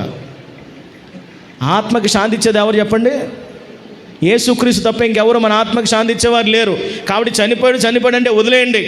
ఆత్మకి శాంతి చేయాలని మీరేం ప్రయత్నాలు చేయకండి, అది కుదరదు దేవుని వాక్య ప్రకారంగా. క్రైస్తవులే పెడతారు. క్రైస్తవుల నుంచి అందరూ నేర్చుకున్నారు RIP, రెస్ట్ ఇన్ పీస్ అని. ఎందుకంటే ఒక శాంతి అనుగ్రహించేటువంటి అవకాశం అటువంటిది మన చేతుల్లో లేదు. యేసుక్రీస్తు ఒక్కడే ఏం చేయగలట? శాంతిని ఇచ్చేవాడు. ఎవరైనా చనిపోతే మనం ఏం చేయాలి? కుటుంబ ఆదరణ కోసం ప్రార్థన చేయాలి. చనిపోయిన వారి కోసం ప్రార్థన చేస్తే లాభం లేదు, రైట్? ఏం చేయాలంటే మన శరీరములను సజీవ యాగముగా, బ్రతికున్నప్పుడే దేవుని కోసం ఏదో ఒకటి చేయాలి. చనిపోయిన తర్వాత దేవుని కోసం ఏమీ చేయలేం. బ్రతికున్నప్పుడే దేవుని కోసం వాడబడాలి. చనిపోయిన తర్వాత దేవుని కోసం ఏమీ చేయలేం. చేసినది లెక్కల్లోనికి రాదు. సజీవ యాగముగా చూడండి, ఇది సాధ్యమా అండి? యాగానికి అర్పిస్తే ఆటోమేటిక్గా ప్రాణం పోద్ది, అవునా కదా? యాగం అంటే బలి. ఒకసారి బలి ఇచ్చామంటే ఆటోమేటిక్గా ప్రాణం పోయింది. కానీ యేసుక్రీస్తు ఏమడుగుతున్నాడు, దేవుడు ఏమడుగుతున్నాడు? బ్రతికున్నప్పుడే నీ జీవితాన్ని బలి అర్పించాలి, యాగముగా అర్పించాలి. ఎవరి కొరకు? దేవుని కొరకు నీ జీవితమును యాగముగా అర్పించాలి. అది నిజమైన ఉజ్జీవము, అది నిజమైన జీవము కలిగి ఉండడము, ప్రాణము కలిగి ఉండడము, చలనము కలిగి ఉండడము. సజీవమైన సంఘము అని అంటాం, సజీవమైన విశ్వాసి అని ఎప్పుడు అంటామంటే మన శరీరమును పరిశుద్ధమును దేవునికి అనుకూలమును సజీవ యాగముగా ఆయనకి సమర్పించినప్పుడే. మన ఇష్టానుసారంగా మన శరీరాన్ని వాడుకుంటూ, లేకపోతే మనకు అనుకూలంగా మన సమర్పణ చేసుకుంటూ, లేకపోతే ఇంకేమన్నాడు, చనిపోయిన తర్వాత చేద్దాము, నా పేరులో చెయ్యండి అని చెప్పేది ఏది కూడా దేవుడు లెక్కలోకి తీసుకోడండి. ఏదంట? పరిశుద్ధమును అనుకూలమును సజీవ యాగముగా మీ శరీరములను సమర్పించుకొనుడి అని పౌలు ఏం చేస్తాడంట? బ్రతిమాలుకుంటున్నాడు. దేవునికి స్తోత్రం. సేవకులు బ్రతిమాలుకుంటున్నారు, అయ్యా ఇంకెంతకాలం సగం జీవితాలు. ఇక్కడ కనబడుతుంది అదే కదా, మనకేం కనబడుతుంది? అనుకూలము, మనకు అనుకూలము, లేకపోతే పరిశుద్ధత లేనటువంటి జీవితాలు. చాలామంది క్రైస్తవ జీవితాలు ఎలా ఉన్నాయి? సగం జీవితాలు ఎలా ఉన్నాయంట? చిన్నప్పుడు మాకు పాట నేర్పించారు సండే స్కూల్లో, సగం పాట. ఏం పాట అండి? పాట సగం కాదు, మన బ్రతుకులు సగం అని. యేసునందు సగము మరి వేరుగా సగము, మన జీవితం అంతా సగం చేరి సగము. ఏంటంట? యేసునందు సగము వేరుగా సగము. నేను అంటాను సగం కూడా కాదండి, యేసునందు 10 వేరేది 90. మరీ ఎక్కువ ఇచ్చేశారు మనకి. సగం అంటే మరీ ఎక్కువ. యేసునందు సగము మరి వేరుగా సగము, మన జీవితం అంతా సగం చేరి సగము. సండే స్కూల్లో 0, పబ్లిక్ స్కూల్లో హీరో. ఉన్నారు ఇక్కడ హీరోలు, ఎవరు కనబట్టలేదు. అమ్మ మీరు అందరూ వచ్చారా? మీ పిల్లల్ని తీసుకురాలేదా? బయటనారా? సండే స్కూల్లో 0, వాకింగ్ చెప్పరంటే రాదు, పాట పాడరంటే రాదు. కానీ అమ్మో ఫస్ట్ ర్యాంక్ వచ్చేసింది, సెకండ్ ర్యాంక్ వచ్చేసింది, స్టేట్ ఫస్ట్ వచ్చేసింది అని అంటారు. తల్లిదండ్రులు కూడా దాన్ని సంతోషపడిపోతారు. ఆత్మీయ జీవితంలో అసలు ఎంకరేజ్ చేయరు పిల్లల్ని చాలామంది. కానీ స్కూల్కి మాత్రం చైతన్యాలు చదవాలి, నారాయణలు చదవాలి, ఆదిత్యాలు చదవాలి అని లక్షలు పెట్టి ఫీజులు కడతారు. కానీ సండే స్కూల్కి పంపించరు, కూర్చోబెట్టి ప్రార్థనలు చేయించరు, వాక్యాన్ని చదివించరు. వాళ్ళు అలా తేరవడానికి ఎవరు కారణం అంటే దేవుడు కాదు. ఆ తర్వాత దేవుడు ఏం చేసావు దేవుడు అంటే కుదరదు. నువ్వేం చేసావో తెలుసుకోవాలి, చిన్నప్పటి నుంచి ఎలా దేవుల్లో పెంచావో తెలుసుకోవాలి. సండే స్కూల్లో 0 అంట, పబ్లిక్ స్కూల్లో హీరో అంట. ప్రేయర్ హాల్లో సగము. తర్వాత మీకు తెలుసు కదా, తెలీదా? ప్రేయర్ హాల్లో సగము. చెప్పండి మిగతాది. అయ్యో మీకు తెలియదా అదేటో? ఇప్పుడు సినిమా హాల్ కూడా అవసరం లేదా, ఫోన్లో వచ్చేస్తున్నాయి. నేను ఆ సినిమాలు కూడా బాధపడుతున్నారు, ఎవరు రావట్లేదండి చూడడానికి. ప్రేయర్ హాల్లో సగము, సినిమా హాల్లో సగము, మన జీవితం అంతా సగం చేరి సగము. గుడిలో ఒక పేరు, బడిలో ఇంకొక పేరు. రిజర్వేషన్లు కావాలి కదండి, స్కాలర్షిప్లు కావాలి కదండి. మన జీవితం అంతా సగం చేరి సగము. ఆశీర్వాదం అంటే ఇష్టం, ఉపవాసం అంటే కష్టం. ఏం కావాలి మనకి? ఆశీర్వాదాలు కావాలి. కానీ ఉపవాసము ప్రార్థన అంటే ఊరుకోండి పాస్టర్ గారు. మన జీవితం అంతా సగం. మనకు ఎలా ఉందంట? మన శరీరములను సంపూర్ణంగా సమర్పించడం లేదు. అది ఉజ్జీవం కాదు, చనిపోయిన స్థితి. మరణించిన స్థితి, జీవము లేని స్థితి, నిజమైన ఉజ్జీవము. నిజమైన జీవం అంటే ఏంటంటే మన జీవితములను సంపూర్ణంగా దేవునికి సమర్పించడం. దేవునికి స్తోత్రం. ఒకవేళ ఈరోజు ఈ రాత్రికాల సమయంలో ఇక్కడ ఎవరైనా ఇంకా మీ జీవితాల్ని సంపూర్ణంగా సమర్పించుకోవాల్సిన వారు ఉంటే, బాప్తిసం తీసేసుకున్నారేమో, ఇంకా మీ జీవితాల్ని సంపూర్ణంగా సమర్పించుకోవాలని ఉంటే మీరేం చేయాలి? మీ జీవితాల్ని దేవునికి సంపూర్ణంగా సమర్పించుకోండి. దేవునికి స్తోత్రం. దేవునికి మన జీవితాన్ని సంపూర్ణంగా సమర్పించుకోవడం అంటే ఏంటి అని అంటే తర్వాత వాక్యంలో మనం చూస్తాం. చూడండి ఏమంటున్నాడు? మీరు ఈ లోక మర్యాదను అనుసరింపక. దేవునికి స్తోత్రం. హల్లెలూయా. మీరు ఈ లోక మర్యాదను అనుసరించకూడదు. అది ఉజ్జీవములో ఉన్నటువంటి ముఖ్యమైనటువంటి విషయం. నేను ఉజ్జీవింపబడ్డాను అనడానికి మీలో కనబడేటువంటి ఒక నిదర్శనం ఏంటంటే మీరు ఈ లోక మర్యాదను అనుసరించరు. కానీ క్రైస్తవుల్లో 99.9% మంది లోక మర్యాదనే అనుసరిస్తున్నారు. మన జీవితాల్లో జరిగేటువంటి ప్రతి విషయాల్లో, ప్రతి ఘట్టాల్లో, ప్రతి కార్యక్రమాల్లో వాక్యము మనకి 2వ స్థానమే, లోక మర్యాద మొదటి స్థానం. వాక్యం మనకి ఎన్నో స్థానం? 2వ స్థానం. లోక మర్యాద మొదటి స్థానం. అంటే మనం ఏమయ్యామని, మనం ఎలా ఉన్నాం? దేవుని స్థితిలో చచ్చిన వారముగా ఉన్నాం. జీవం లేదు మనలో జీవం ఉందనడానికి నిదర్శనం ఏంటంట? మనము లోక మర్యాదను అనుసరించక దేవునికి లోబడాలి, వాక్యానికి లోబడాలి, దేవుని మహిమపరచాలి.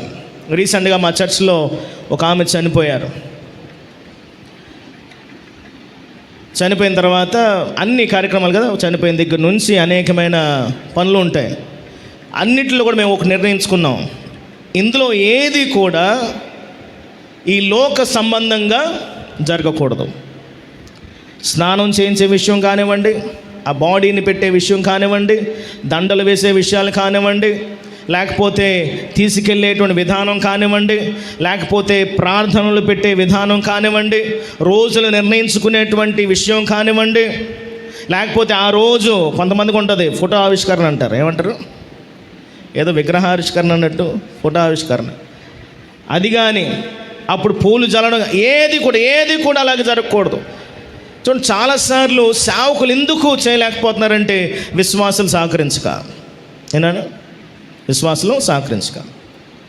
నేను అన్నాను, అబ్బాయి పేరు డేవిడ్ అన్నమాట. డేవిడ్, ఇలా చేద్దాం అనుకుంటున్నాను అన్నాడు. అన్నయ్య, అంతా పరిశుద్ధంగా జరగాలి. ఎందుకంటే మా అమ్మగారు అలా ఉన్నారు, అలా బ్రతికారు, అలాగే ఆమె లాస్ట్ విషయాలు కూడా అలా జరగాలి అని అన్నాను. నేను అన్నాను, అయితే నేను ఏం చేసినా నన్ను అడుగు, ఏం చేసినా నన్ను ఒక సలహా అడుగు. ఆ రాత్రి అక్కడే ఉన్నప్పుడే మేము మాట్లాడుకున్నాం, ఏ రోజు పెడదాం. సాధారణంగా ఏ రోజు అనేసరికి ఏం అనుకున్నాం, 1, 3, 5 అన్నాం. అస్సలు అలాంటి రోజు రాకుండా కావాలని 8వ తారీఖు అంటే 8వ రోజున పెట్టాం. ఎందుకని? ఒకవేళ మామూలుగా పెట్టామనుకున్నా, ఆ రోజు మాకు అనుకూలంగా ఉందని పెట్టినా సరే ఏమనుకుంటారు, ఓహో వీళ్ళు కూడా ఏం ఫాలో అవుతున్నారు. మేము అనుకున్నాం కావాలని 8వ రోజున పెట్టాం. అలాగే ఫోటో ఆవిష్కరణ కానీ, దండలు కానీ, లేకపోతే పూలు చల్లడం కానీ ఏమీ ఉండకూడదని చెప్పాం. ఏమీ జరగలేదు. ఏంటంట, మనకి చాలామంది, మేము ఆ రోజు బరియల్ గ్రౌండ్లో ఉన్నప్పుడు మేము అనౌన్స్ చేస్తున్నాం, పలానా రోజు ఆదరణ కూడుకుంటుంది అని అనౌన్స్ చేస్తే అన్నారు, అదే 8 రోజు వచ్చిందండి అది అన్నారు. ఓ 4-5, ఓ పాస్టర్ గారు అయితే, అబ్బాబే పాస్టర్ గారు ఎవరు ఇలా లెక్కెడుతున్నారు ఇలాగా, పాస్టర్ గారు ఏంటి 8 రోజు వచ్చింది. అప్పుడు ఆ అబ్బాయి అన్నాడు, అన్న ఏ రోజైనా పర్వాలేదు, అది మాకు కుదిరిన సమయం, అందుకని ఆ రోజు పెట్టుకుంటున్నాం.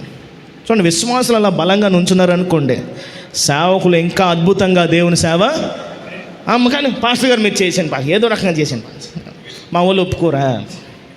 నువ్వు నిలబడాలి. ఎవరు నిలబడాలి? పాస్టర్ గారు నిలబడడానికి సిద్ధమే, కానీ నువ్వు నిలబడతావా? ఇక్కడ అంటున్నాడు చూడండి, ఈ లోక మర్యాదను ఎవరు అనుసరించకూడదు. పాస్టర్ గారు అలాగా అనుసరించరు, మనం అనుసరించకుండా ఉండాలి. కావాలని మన మనస్సును దేవునిలో నిలిపి, కావాలని మనం చేసే ప్రతి పనులు, ప్రతి కార్యములు దానిలో ఏ రకముగా కూడా లోక సంబంధమైనటువంటి ఆచార రీతిలో ఉన్నటువంటి పనులేమి దానిలో చూడకుండా ఉండకుండా మనం జాగ్రత్త పడాలి. వాళ్ళు అనుకోవాలి వీళ్ళు ఇవి చెయ్యరు. ఒకసారి కానీ నువ్వు కాంప్రమైజ్ అయిపోయావు అనుకోండి, మరలా అదే చేయమంటారు. కానీ ఒక్కసారి నువ్వు స్ట్రాంగ్గా నిలబడ్డావా, తర్వాత అడగరు కూడా, నిన్ను బలవంత పెట్టరు కూడా నేను, ఎందుకని వీళ్ళు ఇది చెయ్యరు అని వాళ్ళు తెలిసిపోతుంది. దేవునికి స్తోత్రం, హల్లెలూయా. చూడండి, మత్తయి సువార్త 15వ అధ్యాయము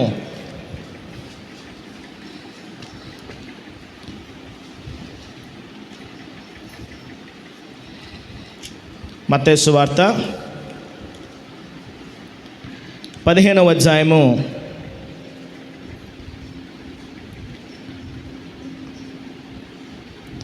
6వ వచనం 7వ వచనం చదువుదాం.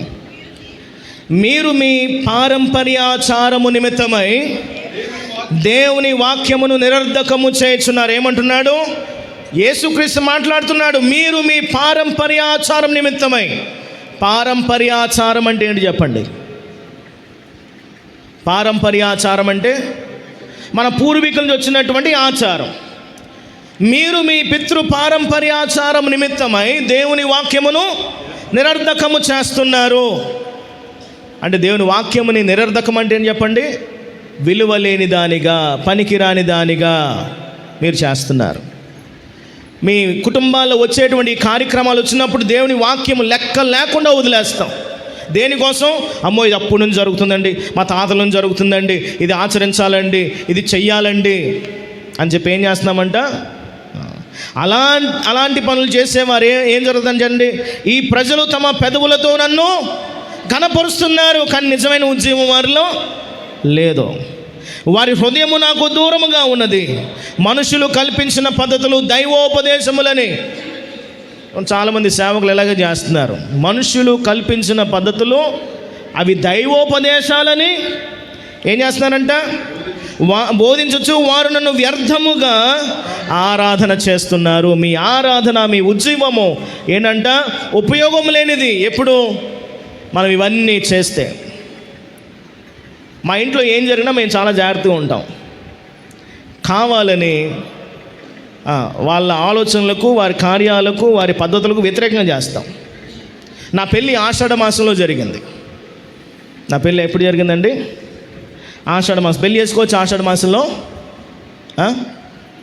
ఆషాఢ మాసంలో పెళ్ళి చేసుకోవచ్చా? మీకు తెలీదా? ఆషాఢ మాసంలో పెళ్ళి చేసుకోవచ్చా, పెళ్ళి చేసుకోకూడదా? చెప్పండి అమ్మా, చెప్పండి. మీ ఇంట్లో పెళ్ళిళ్ళు చేశారు కదా, ఆషాఢ మాసంలో పెళ్ళిళ్ళు, మీకు కూడా పెళ్ళి లేని కదా, ఆషాఢ మాసంలో పెళ్ళిళ్ళు చేసుకోవచ్చా, చేసుకోకూడదా? చేసుకోకూడదంటే ఒక ప్రాబ్లం, చేసుకోవాలంటే ఒక ప్రాబ్లం అని చెప్పట్లేదు ఎవరునే. చేసుకోకూడదంటే మరి మీరు ఎందుకు చేసుకున్నారని అడుగుతారు. చేసుకోవచ్చు అంటే అరే క్రైస్తవులని చేసుకోవచ్చా అని అడుగుతారు. కావాలని ఆషాఢ మాసం. మా బంధువులు అందరూ అన్నారు, అలాంటి రోజులు చేస్తారేటండి పెళ్ళి,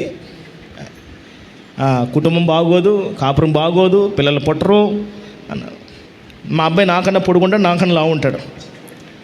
చాలామంది నేను అనుకుని ఆయనకి ప్రైజ్లాట్ చెప్పేస్తూ ఉంటారు. సేమ్ నాకులాగే ఉంటాడు. మా అమ్మాయి 4th క్లాస్ చదువుతుంది, అందంగా ఉంటుంది, చక్కగా ఉంటుంది. ఆషాఢ మాసం వల్ల ఏం జరగదండి.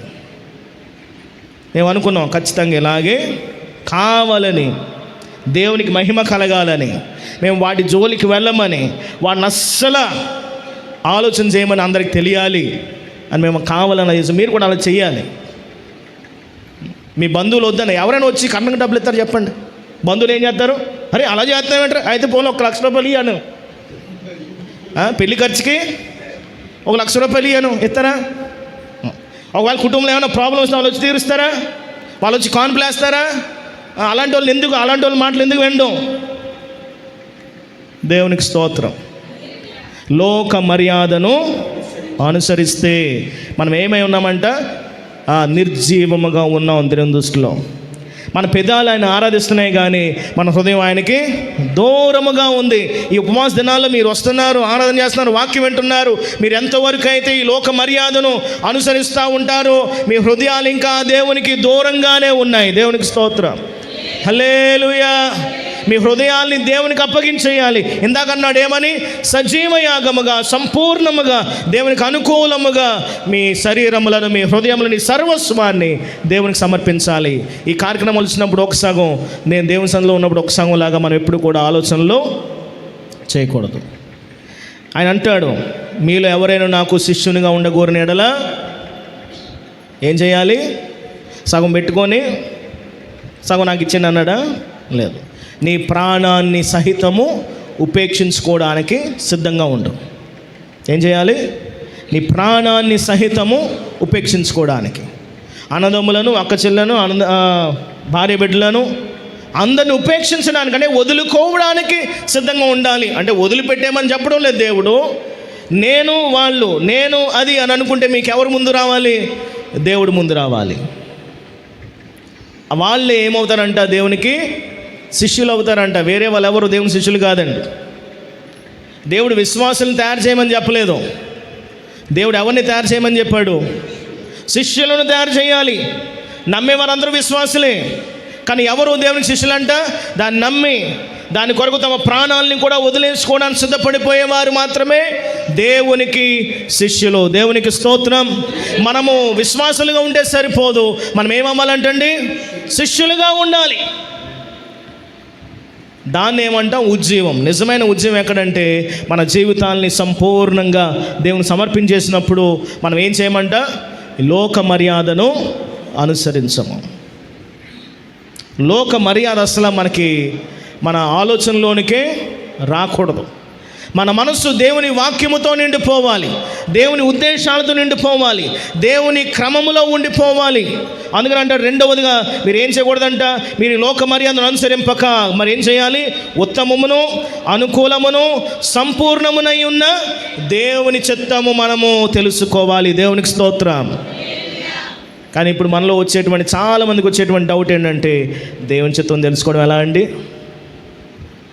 చెప్పండి, దేవుని చిత్తం ఎలా తెలుసుకోవాలి? చాలామంది ఏమని అసలు అడుగుతారు, అన్న నా పెళ్ళి కోసం దేవుని చిత్తం ఏంటంటావు? ఏమంటారు? నా పెళ్ళి కోసం దేవుని చిత్తం ఏంటి? చాలామంది పాస్టర్లు ఎలా చూస్తున్నారంటే సోది చెప్పేవాళ్ళ చూస్తున్నారు. ఎలా చూస్తున్నారండి?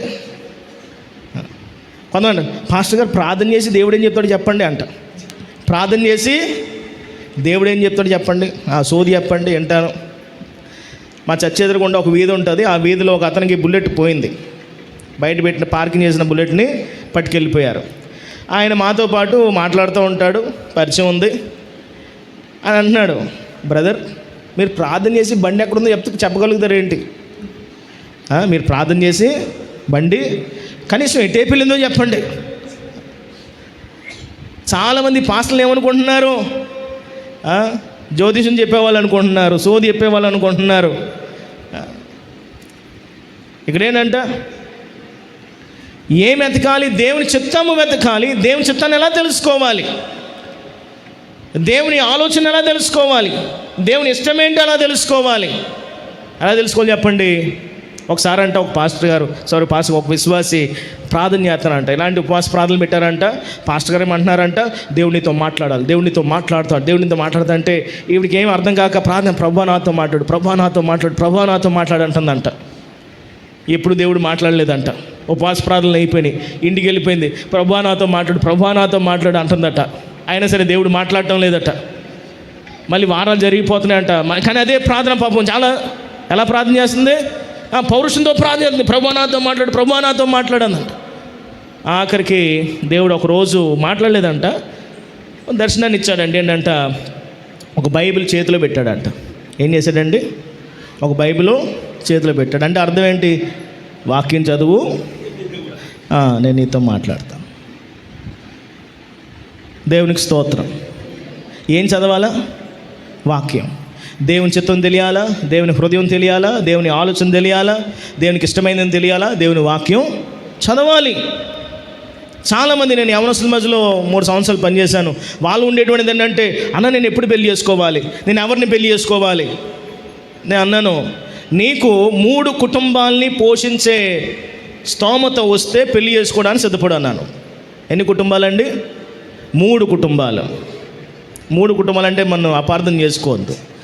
3 కుటుంబాలంటే తను తన భార్య, రెండవది తను తన తల్లిదండ్రుల కుటుంబం, మూడవది తను తన భార్య యొక్క తల్లిదండ్రుల కుటుంబం. ఈ 3 కుటుంబాలని హ్యాండిల్ చేయగలిగేటువంటి ఆర్థిక స్థితి, మానసిక స్థితి, ఆత్మీయ స్థితి వస్తుందా, అప్పుడు నువ్వు పెళ్ళికి సిద్ధం. నన్ను అడిగే వాళ్ళందరూ కూడా ఎవరు తెలుసా? ఇంటర్మీడియట్ పిల్లలు, డిగ్రీ పిల్లలు వచ్చి అడుగుతారు, అన్న నేను పెళ్లి చేసుకోవచ్చా, ఆ అమ్మాయిని పెళ్లి చేసుకోవచ్చా, ఎలాంటి అమ్మాయిని పెళ్లి చేసుకోవాలి, ఎలాంటి అబ్బాయిని పెళ్లి చేసుకోవాలి. నేను మరలా అంటాను, వాక్యంలో అంటే దేవుడు చెప్పడండి మీకు, ఇగో పలానా చోట అబ్బాయి ఉన్నాడు, ఆ అబ్బాయి దగ్గరికి వెళ్ళని చెప్పడు. ఏం చెప్తాడు? నేను అంటాను, ఎవరిని పెళ్లి చేసుకోవాలంటే ఆ వచ్చిన అతని వల్ల కానీ వచ్చిన ఆమె వల్ల కానీ 3 సంబంధాలు పాడవకూడదు. ఎన్ని సంబంధాలు? 3 సంబంధాలు. ఒకటి, నీకు నీ తల్లిదండ్రులకు ఉన్న సంబంధం పాడవకూడదు. రెండవది, నీకు నీ దేవునికి ఉన్న సంబంధం పాడవకూడదు. మూడవది, నీకు నీ సంఘానికి ఉన్న సంబంధం పాడవకూడదు. అలాంటి వారిని పెళ్లి చేసుకోవాలి. ప్రాథమికమైనటువంటి రూల్ ఏంటంటే విశ్వాసాలను పెళ్లి చేసుకోవాలి.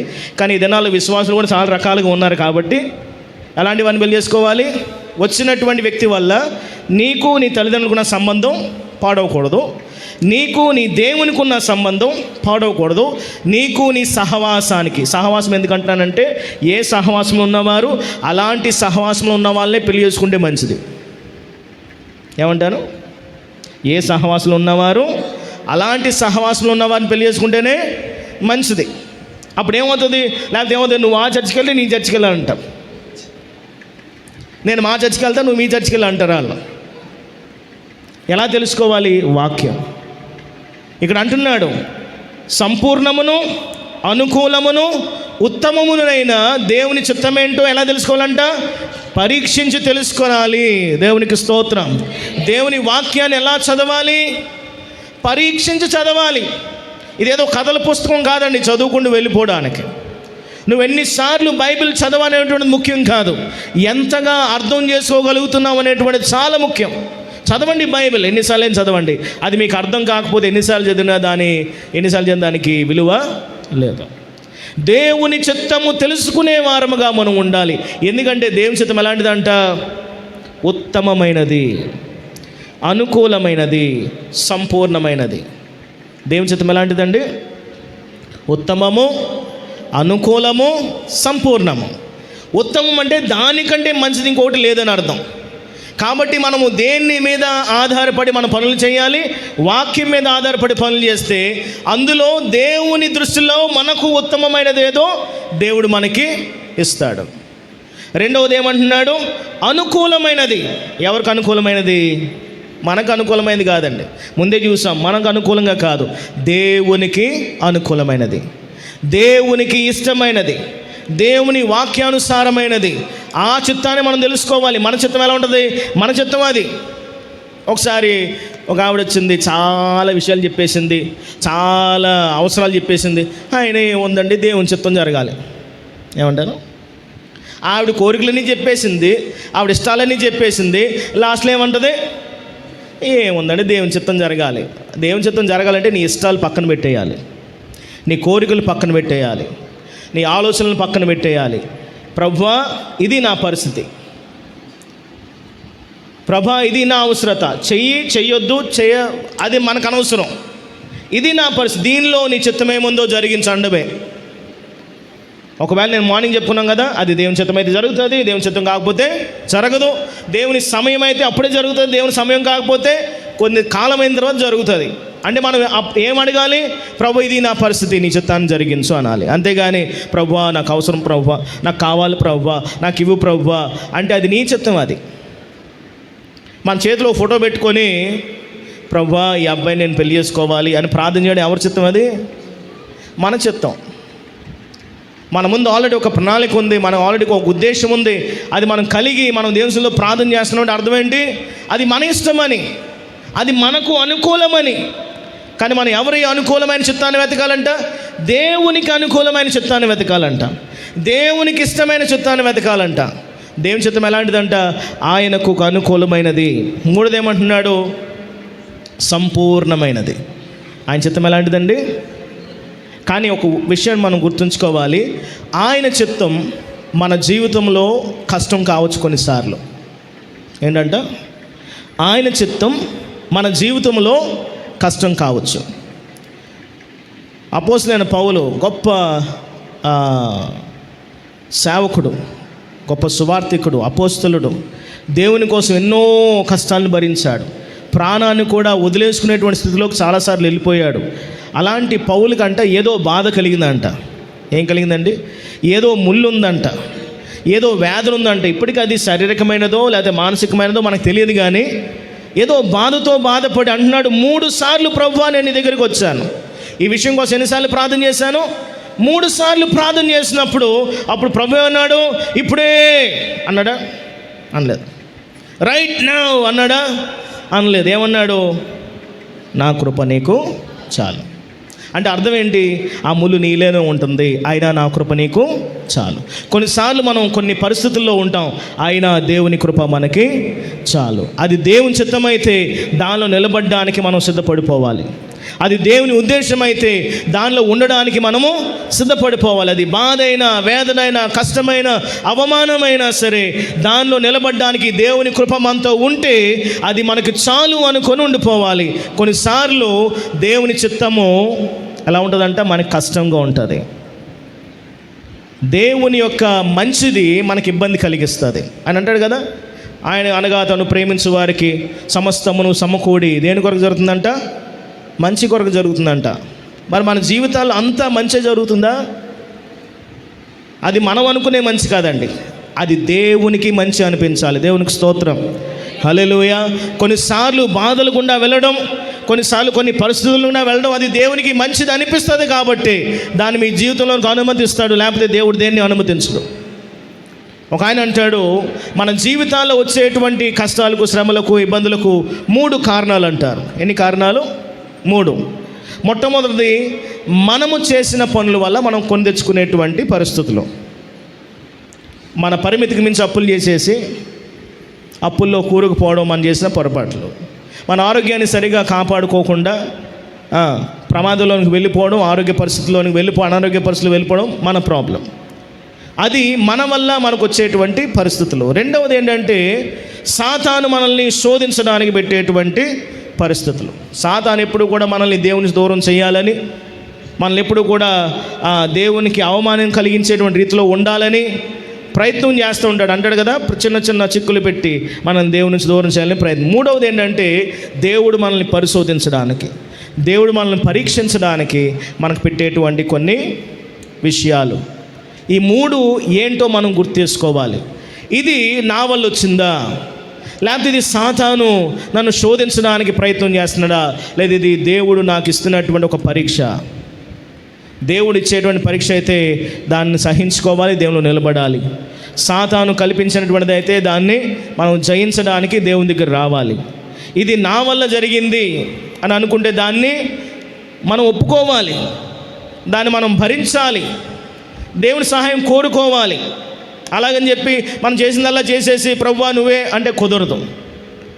మనం కూడా జాగ్రత్తగా ఉండాలి. చూడండి, వర్షాకాలంలో తడిసిపోయి నాకు జలుబు వచ్చేసింది, సాతాను నన్ను శోధించేస్తున్నాడు అనుకోవద్దు. వర్షంలో ఎవరు తడమన్నారు? వర్షం తడితే జలుబు వస్తుంది కదా. కొన్నిసార్లు ఒకసారి అంటే సాతాను ఒక చర్చి బయట కూర్చొని ఏడుతున్నాడట. ఏం చేస్తున్నాడండి సాతాను? పొలం ఉండి ఏడిచేస్తున్నాడంట. ఆరాధన జరుగుతుందంట, సాక్ష్యాలు చెప్తున్నారంట, అన్నీ అయిపోతున్నాయంట, పాస్టర్ గారు ప్రసంగం అయిపోయిందంట, ఇంకా ఏడుపు ఆగలేదంట. సాక్ష్యాలు చెప్పేటప్పుడు ఇంకా ఎక్కువ ఏడిచేస్తున్నాడంట. ఎవరు సాక్ష్యం చెప్పేటప్పుడు? విశ్వాసం ఆగినప్పుడు సాతానుగాడండి అని వేస్తున్నారంట ప్రతిదానికి. అంతా అయిపోయిన తర్వాత పాస్టర్ గారు బయటికి వెళ్ళి చూసారంట, కూర్చొని ఏడిచేస్తుందంట, దుఃఖంతో ఏడిచేస్తుందంట. ఏమయ్యా ఎందుకు ఏడుతున్నావు అంటే, పాస్టర్ గారు మీరేటండి, మీ వాక్యంలో కూడా నాదే తప్పు అంటారు, విశ్వాసులు కూడా నాదే తప్పు అంటారు, అసలు నేను ఏం చేయలేదు అంటాడు. ఏమంటాడు సాతాను ఏమైనా చేయగలడా చెప్పండి? ఇప్పుడు చెప్పండి. సాతాను ఓడిపోయాడు. ఏమైపోయాడు? ఓడిపోయాడు. అయినా సరే అవకాశాల కోసం చూస్తున్నాడు. అంటే ఎవరు తప్పు? మనం అవకాశం ఇచ్చాం. ఎవరిని మృంగుదమా అంటే ఎవరు నాకు అవకాశం ఇస్తారో ఒకసారి పట్టుకుందామని. అతను వచ్చి మనల్ని ఏమి చేసేటువంటి పరిస్థితుల్లో సాతాను లేడండి. సాతాను ఓడిపోయాడు. సాతాను కోరలు దేవుడు పీకేశాడు. సాతాను ముళ్ళు దేవుడు విరిచేశాడు. అయినా సరే ఏం చేస్తున్నాడంటే అతను ఎవరిని మిరిగదమా చిన్న చిన్న చిక్కులు పెట్టి మనల్ని పడేయడానికి. సాతాను ఏడుతుండానా, సారీ అమ్మ, ఏం బాధపడొద్దు, మా విశ్వాసం తరపున నేను సారీ చెప్తున్నాను అని చెప్పి బుజ్జగించి పంపించాడంట. చూడండి, మనం ఎంత మన జ్ఞానవంతులం అయిపోయింటే మనం చేసిన తప్పుని ఎవరి మీద నెట్టేస్తున్నాం? ఆదాము అవ్వ మీద, అవ్వ పాము మీద పెట్టినట్టు మనం కూడా ఏమన్నాం? పాస్టర్ గారు నేను కదండి బాబు, సాతాను అలాగే నన్ను ప్రేరేపించేస్తున్నాడు. ఎవరు ప్రేరేపించేస్తున్నారు? సాతాను ప్రేరేపించేది నువ్వు చేసేసావు. యోసేపుని పోతీఫరు భార్య ప్రేరేపించింది, కానీ పాపం చేశాడా? చేయలా. ఎవరో ప్రేరేపిస్తున్నారు మనం చేసేయడం, ఎవరో ప్రేరేపిస్తున్నాడు మనం ఒప్పేసుకోవడం కాదండి. అది కాదు క్రైస్తవ జీవితం. దేవుని చిత్తానికి లోబడిపోవాలి, దేవుని వాక్యానికి లోబడిపోవాలి. యోసేపు అన్నాడు, నేను పోతీఫరుకి వ్యతిరేకంగా పాపం చేయకూడదనలా. ఏమన్నాడు? నేను నా దేవునికి వ్యతిరేకంగా పాపం చేయకూడదు అన్నాడు. దేవునికి స్తోత్రం. అలా ఉన్నవాళ్ళు ఎవరంటే సజీవంగా ఉన్నవాళ్ళు, ఉజ్జీవముతో ఉన్నవాళ్ళు, దేవుని యొక్క జీవముతో ఉన్నవాళ్ళు. మనం ఎలా ఉండాలి? ఎలా ఉండాలండి? నిజమైన ఉజ్జీవం రావాలి. మన ఉజ్జీవము ఇమోషనల్ ఉజ్జీవం కాకూడదు. చూడండి, సంఘ చరిత్రలో రెండు విషయాలు ఉన్నాయి. ఒకటి రిఫార్మేషన్, ఇంకోటి రివైవల్. రిఫార్మేషన్ అంటే పునరుద్ధరణ. అంటే రోమన్ క్యాథలిక్ చర్చ్లో నుంచి మార్టిన్ లూథర్ విడిపోయినటువంటి సమయాన్ని ఏమన్నారు? రిఫార్మేషన్. అంటే మరలా సంఘమును ఉద్ధరించాడు. ఎవరు? Martin Luther. వారు పాటించేటువంటి విషయాలు, పద్ధతులు, ఆచారాలు అన్నీ కూడా వాక్యానికి వ్యతిరేకంగా ఉన్నాయని చెప్పి సంఘాన్ని పునరుద్ధరించాడు. ఆ తర్వాత జాన్ వెస్లీ ఉన్నటువంటి కాలంలో ఏం తీసుకొచ్చాడు? రివైవల్ తీసుకొచ్చాడు. రివైవల్ అంటే మరలా జీవం పోసుకోవడం. సరే, వాక్యాన్ని తెలుసుకున్నారు, వాక్యం సరే కాదని తెలుసుకున్నారు, సరైన వాక్యంలోకి వచ్చారు, కానీ జీవించే కొద్ది ఏమైపోయింది? వారిలోనికి ఏమొచ్చేసింది? నీరసత్వం వచ్చేసింది, అలసత్వం వచ్చేసింది, లోకంలో కలిసిపోయారు. కాబట్టి ఏం చేశాడు? మరలా వారిని ఉజ్జీవింపజేశాడు. చాలామందికి రెండు, ఒకటి పునరుద్ధరణ, ఒకటి ఉజ్జీవం. నేను అంటాను రెండు కలిసి రావాలి. ఎలా రావాలి? వాక్యానుసారమైన ఉజ్జీవం రావాలి. దేవునికి స్తోత్రం. వాక్యాన్ని తెలుసుకున్న ఉద్యమం రావాలి, వాక్య గ్రహింపు కలిగిన ఉద్యమం రావాలి. నిజం చెప్పాలంటే వాక్యాన్ని కలిగి ఉన్నవారు ఉజ్జీవము కలిగి ఉంటారు.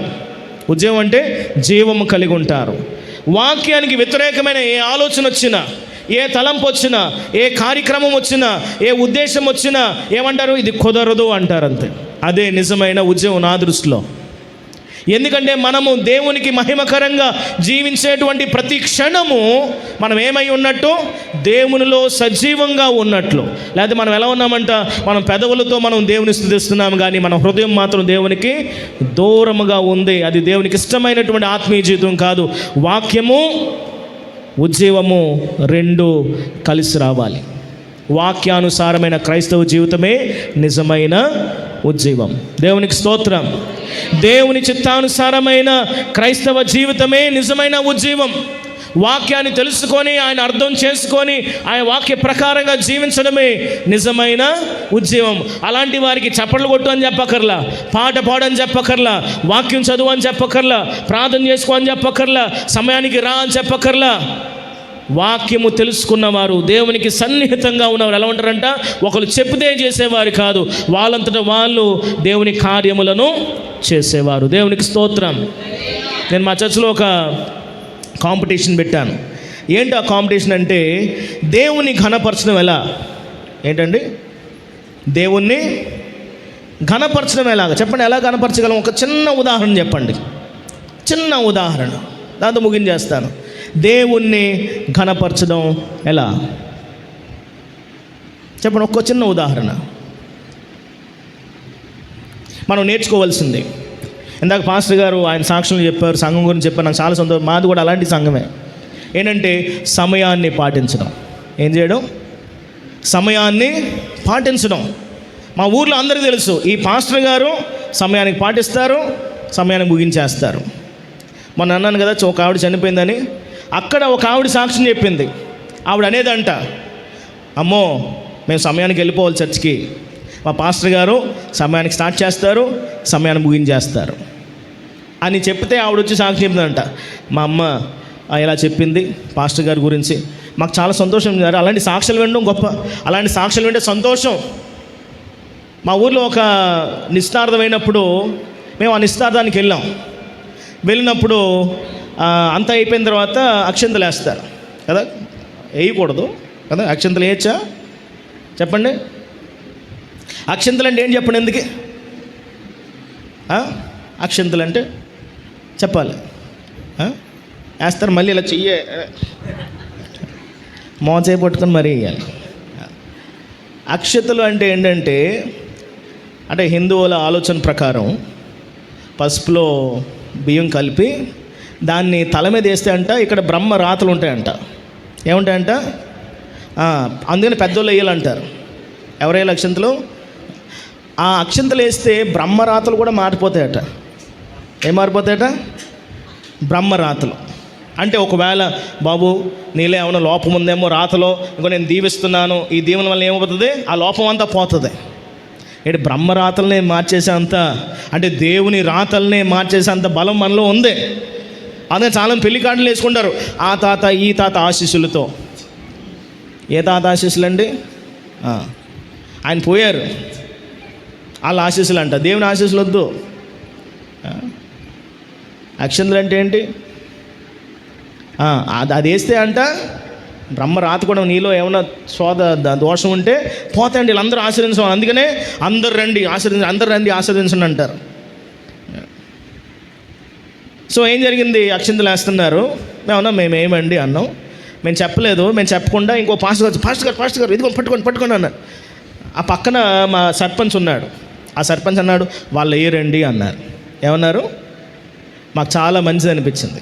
అరే సర్పంచ్కి తెలుసు మేము ఎలాంటి, అంటే ఆయన కూడా తెలుసు క్రైస్తవుల్లో కూడా ఎలాంటి వారు ఉన్నారు, మమ్మల్ని వెంబడించే వాళ్ళు ఉన్నారు, సగం వాళ్ళు ఉన్నారు, పూర్తిగా వాక్యాన్ని వెంబడించేవారు ఉన్నారు. దేవుని మహిమపరచడం ఎలాగా? చాలా క్లుప్తంగా, చాలా చిన్నది.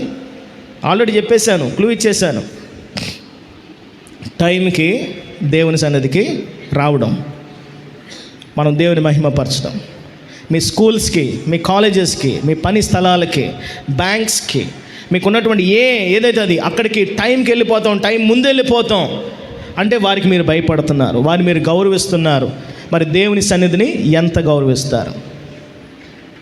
మీరు గౌరవిస్తే మీరు సమయానికి ఇక్కడ ఉంటారు. దేవునికి స్తోత్రం. దాంతో స్టార్ట్ చేయండి. ఇది చాలా చిన్నది. సమయానికి దేవుని సన్నిధికి వచ్చి దేవుని గౌరవించండి, దేవుని ఘనపరచండి. అప్పుడు మీరు ఉజ్జీవింపబడ్డారని అర్థం. ఏం పడ్డారని? ఉజ్జీవింపబడ్డారని. ఒకవేళ ఈ కూడికలు అయిన తర్వాత మీ జీవితంలో ఇలాంటి మార్పులు ప్రారంభమైతే ఈ ఉపవాస ఉజ్జీవ కూడికలు మీకు పనైనవి అని అర్థం. లేకపోతే అనవసరంగా ఇంకొక సంవత్సరం ఉపవాస కూడికలు పెట్టారని అర్థం. సేవకులు చేసిన ప్రార్థన, ప్రసంగికులు చేసిన ప్రసంగాలు ఎందుకు పనికిరావని అర్థం. మనలో మార్పు రాకపోతే ఇలాంటి ఎన్ని కూడికలు పెట్టుకున్నా దానిలో ఉపయోగము లేదు. మనలో ఏం కావాలి? నిజమైన ఉజ్జీవం, వాక్యానుసారమైన ఉజ్జీవం, దేవుణ్ణి మహిమపరిచే ఉజ్జీవం, దేవుని వాక్యానికి లోబడే ఉజ్జీవం, మన జీవితాలని సంపూర్ణంగా దేవునికి సమర్పించుకునేటువంటి ఉజ్జీవం, మనము దేవుని దగ్గర విచారించగలిగేటువంటి ఉజ్జీవం, ఆయన మీద ఆధారపడేటువంటి ఉజ్జీవం మనకు రావాలి. ఆయనే మనకు సర్వస్వం అవ్వాలి. అదే క్రైస్తవులకు వచ్చేటువంటి నిజమైన ఉజ్జీవం. అలా వచ్చిందంటే ఎవ్వరూ మనకి ఏమీ చెప్పాల్సిన అవసరం లేదు. మనం దేవుని వాక్యాన్ని గౌరవించినప్పుడు మనం ఖచ్చితంగా దేవుని దగ్గరికి వచ్చేస్తాం. దేవుడి వాక్యమును మన వెనుకడలందరిలో దీవించును గాక. అందరు కళ్ళు మూసుకుందాం, ప్రార్థన చేద్దాం. ఉపవాస ప్రార్థన గురించి సవివరముగా నాయన వివరించినందుకే స్తోత్రాలు. అవును తండ్రి, నాలు సంఘాల్లో నాయన ఉన్నటువంటి కొదువును, ఆ ఆత్మీయ లేమిని ఎరిగిన దేవుడు, మీ దాసుల ద్వారా నీ బిడ్డలను దర్శిస్తున్నందుకు వందనాలు తండ్రి. విన్న వాక్యాన్ని విని విడిచిపెట్టకుండా ఆ వాక్యము ద్వారా జీవితాలు సరిచేసుకోవడానికి నీ కృపనిమ్మని ప్రార్థన చేస్తున్నాం. వాక్యం అందించిన దాసులను ఇంకా నువ్వు బలపరచునైనా, వారి కుటుంబాన్ని పరిచయను దీవించు తండ్రి. అలాగే నాయన ఇగో సుదర్శన బాబు గారిని బట్టి, వారి పరిచయను బట్టి, కుటుంబాన్ని బట్టి వందనాలు. చేరి ఉన్న బిడ్డలందరిని బట్టి మరొకసారి సందులో ప్రార్థిస్తున్నాం. సంఘ బిడ్డలు అనేక మంది రోగులై బలహీనలై ఉన్నారు. హాస్పిటల్ కూడా ట్రీట్మెంట్ పొందుతున్న వారు ఉన్నారు. దయతో కనికరించి నీ బిడ్డల జీవితాల్లో గొప్ప కార్యములు జరిగించండి. ఈ కూడికల ద్వారా మా గ్రామ పరిసర ప్రాంత ప్రజలను దర్శించండి. అయా రక్షణ భాగ్యం అనుగ్రహించండి, సహాయం చేయండి, మహిమ పొందండి. యేసు నామములో అడిగి వేడుకొనుచున్నాము తండ్రి, ఆమేన్. యేసు రక్తమే జయం, ప్రవేశు రక్తమే జయం. యేసు నామానికి సంపూర్ణ విజయం. అపవాది క్రియలు కనంత నాశనం కలుగునుగాక. ఆమేన్, ఆమేన్. అందరికి వందనాలు. ప్రభు మిమ్మల్ని దీవించుగాక. మరి సాయంకాలం